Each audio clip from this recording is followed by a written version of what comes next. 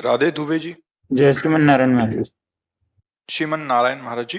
महाराज जी, राम कृष्ण नारायण नरसिंह जगन्नाथ सब एक हैं, परंतु स्वरूप भिन्न होने से मति भी भिन्न हो जाती है। किसी एक भगवान के प्रति अनन्यता नहीं रह पाती। गुरु का वर्ण कर लिया क्या है? हाँ, तो बच्चा जब तक ब्याह नहीं होता तो सैकड़ों फोटो लड़की देखती नहीं देखती, लेकिन ब्याह होने के बाद अगर दो ही फोटो देख ले तो फिर गंदा भाव माना जाएगा, नहीं माना जाएगा? तुम्हारा ब्याह हो गया, तुम दूसरे लड़कों की फोटो काहे को देखते? आ जाएगा, ले जाएगा। तो अभी ब्याह ही नहीं हुआ तो कैसे समझ में आएगा? गुरुबिन होए कि ज्ञान, गुरुदेव का आश्रय ले लो और वो जो नाम बतावे, गुरु रूप बतावे ठाकुर जी का, बस उसको पकड़ लो, निहाल हो जाओगे, वही है, कोई दूसरा है ही नहीं। देखो, जब आप कोई नाटक देखते, सिनेमा जैसे देखते और अभिनेता से आपका परिचय हो जाए तो कभी कभी वही अभिनेता अच्छा रोल करता है, कभी कभी निगेटिव रोल भी करता है, दोनों रोल करते ना। लेकिन जब आप पहचानते हो ना तो आप केवल मनोरंजन करेंगे, आप ये नहीं मानेंगे कि बहुत गंदा आदमी है।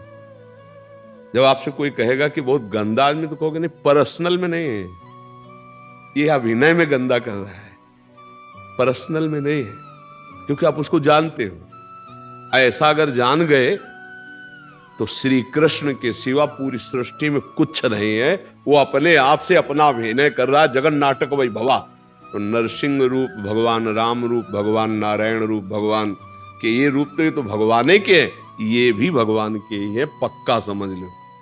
वो अपने जगन नाटक वैभव पर ऐसा जादूगर है कि अपने आप को इतने रूपों में बना के खेल रहा है, दूसरा कोई है ही नहीं। गुरु प्रताप से बात समझ में आती है। अब इनके प्रति मति जा रही, इनके प्रति नहीं जा रही, इसलिए कि अभी ब्याह मति का नहीं हुआ। जब मति का ब्याह हो जाएगा फिर दूसरी जगह नहीं जाएगी। अंतिम समय भीष्म जी कहते, हे श्री कृष्ण, मेरी मति रूपी, बुद्धि रूपी कुंवारी कन्या का अब आप वर्ण कर लीजिए। आज तक कुंवारी रखा है, अब अंतिम समय है, मेरी बुद्धि रूपी कन्या का आप वर्ण कर लीजिए, आप स्वीकार कर लीजिए, क्योंकि अब मैं जा रहा हूं, मेरी बुद्धि आपके चरणों में समर्पित है। कुंवारी रखा है, भीष्म जी ने कहा अभी तक, हाँ अभी तक बुद्धि में किसी और का वर्ण नहीं किया आपके सिवा, अब आप अपनी वस्तु को स्वीकार कीजिए। भगवान विविध रूप धारण करके, लीला करके उनको भ्रम में डाल सकते हैं जो भगवान का भजन नहीं करते। जैसे जादू दूसरों पर असर करेगा लेकिन जमूरे पे नहीं, जो उसका है। जो जादूगर का जमूरा होता है ना, उसकी परिचर्या में उसको सब पता है कि कहां से कौन हरकत हो रही है। लोग प्रभावित है यार, वो 4 जगह से काट रहा है, एक जगह से भी नहीं काट सकता वो केवल उसकी आंख बांधने का जो मंत्र, आंख बांधने की कला है, उसके द्वारा कई चीजें ऐसी आश्चर्यजनक जिसे सब प्रभावित है, पर वो नहीं प्रभावित है, उसको पता है।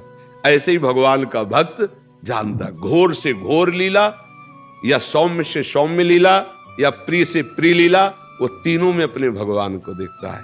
ये सतोगुण, रजोगुण, तमोगुण की लीलाएं हो रही, भगवान ही है, और वो तो भगवान की दिव्य लीलाएं हैं, जो वो प्राकृतिक माया को थोड़ी है। तो अभी बच्चा हो, सदगुरुदेव का वर्ण करो और उनकी आज्ञा से चलो, तब सब संशय नष्ट हो जाते हैं, भगवान में प्रीति हो जाती है।